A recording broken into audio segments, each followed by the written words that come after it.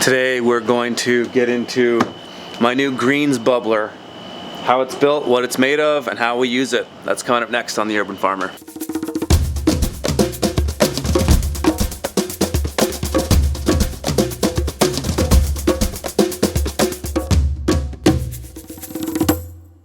There's a handful of components that make this thing up, and this is a design that I came up with based on some things that I had seen before, but I didn't have, clear instructions on how to make it, so I kind of just came up with my own thing, but I didn't come up with this concept. I actually got the idea originally from Jean-Martin Fortier's new farm called Les Fermes des Quatre Temps in Hemingford, Quebec. They have a lot more money and budget on that farm and have a way more high-tech version of the same thing, but essentially the concept is the same. What this machine does, or this contraption does, is it agitates greens in water to separate the particulate matter, whether it be bugs or dirt, from the greens. So it's essentially mimicking what I've done before. I have a video on that, on how to wash greens. The old school way we used to do it was in totes, and we'd swish the greens around in water with our hands and then put them into a bag that went into our salad spinner. So this removes the need for us to agitate them by our hands. It does it automatically, and it can do a lot more at once. With this machine, one person can wash about 100 greens an hour. That's washing, spinning, and drying. So our spinner being our modified washing machine here, and our greens drying screen. All of these I have videos on. Nothing has changed with those in recent years, so you can check those out. But today we're just going to get into this. So there are a few components to this I'll break down. The first component is, let's just talk about the bin that we wash in itself. So this is a 75-gallon bin, and it's a washing bin. I got this at a place called Growers Supply in Kelowna. You could use any type of thing for this. It doesn't have to be this exact bin. And I've got it sitting on top of another bin that's bigger, and that's the catchment for when the water drains. I'll explain that one in a minute. But first, let's just look at the components in this. So the bin itself I've drilled a hole in here, a 2-inch hole, and fitted a piece of PVC to it. That PVC has an on and off valve, and so that's my drain. To make this sealed to the bin, I just wrapped some tuck tape around it and just shimmied it in there, and it's tight enough that there's no water leaking from it, at least nothing substantial. And if it does leak, it's just dripping into the bin beneath it. So my drain, once this is filled up, works by me just opening that up, and then it drains into the bottom. And I'll explain the drain bin in a second. So for how the bubbler itself works is this unit here, and I can take all this apart, and I like that because then I can keep it clean. So the bubbler is a PVC contraption. This is all 2-inch PVC.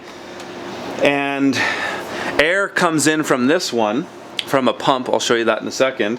Pumps down, and then I've drilled, these are 16th or maybe they're 1/8 holes every inch around here. So that is the air that comes up in the water. And I've made it, I'll just give you a close-up. I kind of hacked it together. Here, when I first made it, it was too small, and so I extended it and put some extenders on there. So it's all just PVC glue. It's really simple. If I had a piece for this part here, if I would have had a T-coupler that had another piece that connected to that, I would have just done that, but all I could find was a T, and so this one just dead ends. So the air comes through, goes around, and then comes through here. Air is pumping out all of these holes in the washing bin. So that's the first part. So this piece fits in the tub, and you'll notice there's a couple bricks down there. I'll explain those in a second. So this piece is the piece that goes to my pump. And the reason this is on bricks is so that I can raise it up and remove it. So this piece fits in here, which also connects to here. And the bricks are in there so that I can raise it up to the pump, and that way I can take this thing out. So let me just fix this camera like this.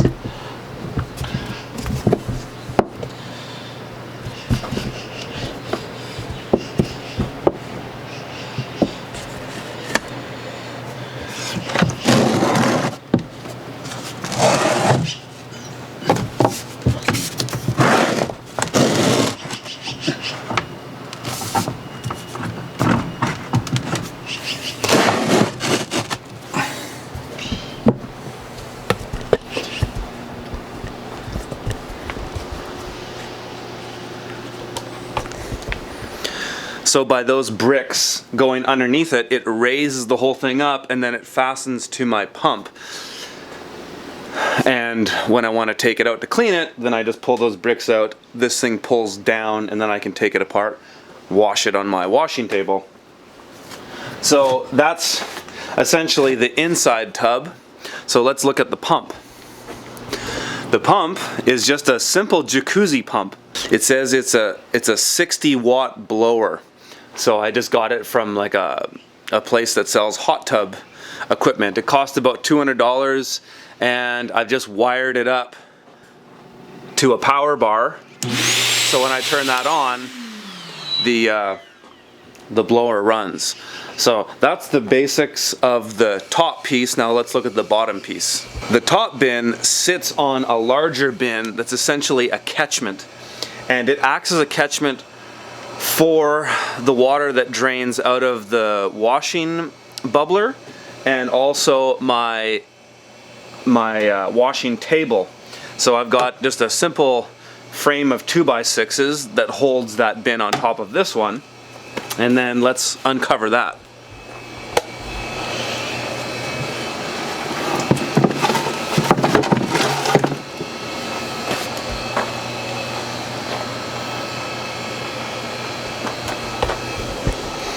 So underneath here we've got a few different things. This is just a DIY filtration system I've connected to the drain valve of the top tank, and it's just perforated PVC with a piece of mesh on the bottom. The reason for that is that when it drains, if there's any particulates that come out, they first go through here before the water leaks out, and that means that I can clean it a little easier. The other piece here is just a planting pot with a mesh screen through it, and it also filters the particulates coming from the washing table. So when we're washing radishes or something like that, it takes out the heavier stuff, meaning that I don't have to clean out this bottom bin as much. The third thing that I have down here is a sump pump, and that is this guy here, and these are about $200. And when the water gets high enough, the sump pump kicks on and it gets pumped to somewhere else on my property where we just reuse the water. It goes on some of the perennial bushes and trees around the place, and that is essentially it. So it's just a big tub that catches all of the wastewater that we're using. And somebody's for sure going to ask, why don't you put that back into your irrigation? Well, because it's a hassle. If I have to filter it and then pump it into my irrigation, it's not really worth it. If I was living in Mad Max and we had absolutely no water available to us, then I probably would look at ways of doing that. But we don't have that situation, and it just doesn't justify the cost or time to do that.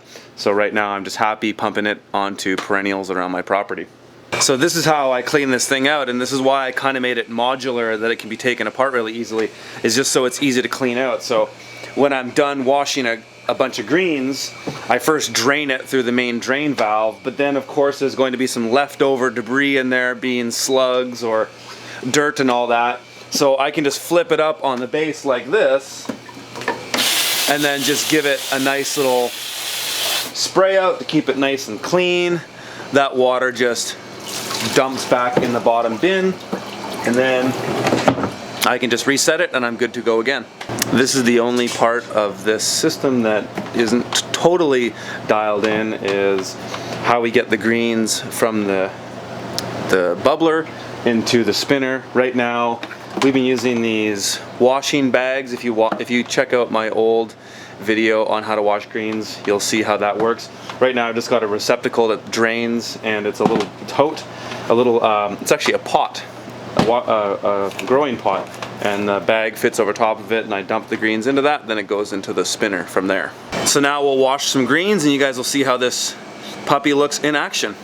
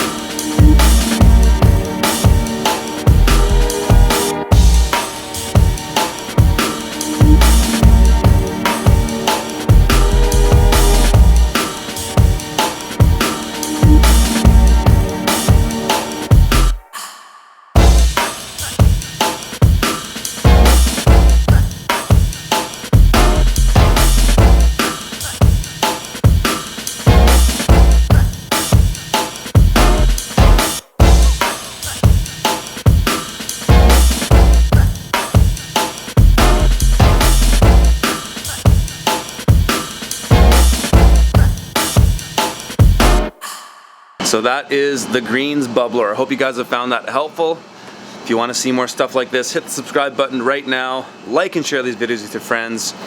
And check out my online course, profitableurbanfarming.com, my book at theurbanfarmer.co. I've also got my one-day workshop up now. It's 12 hours of content. It's a 6-hour workshop plus 2 3-hour workshops, altogether 12 hours of content. You can check that out at theurbanfarmer.co/book. I've got discount codes below for $50 off if you get it now before September 4th. And if you guys want to make a donation to the show, it's much appreciated and always welcome, and it allows me to spend the time to make content like this, which I love doing. So you can do that at theurbanfarmer.co/support. All right, thanks for watching.